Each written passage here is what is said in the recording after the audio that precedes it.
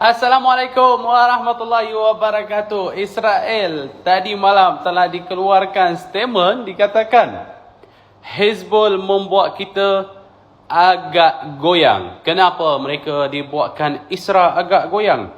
Jom dengar sampai habis. Jangan lupa follow, like, komen dan share.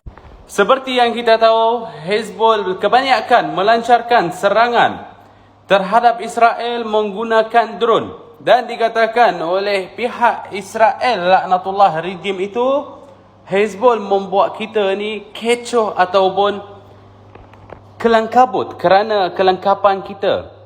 Tidak ada kelengkapan yang sesuai untuk tahankan drone. Dan Hezbollah mengejutkan tentera kita dan menggunakan drone yang terlalu banyak sangat. Dan dikatakan kebanyakan tentera Israel yang kenakan serangan dengan Hezbollah itu kerana drone.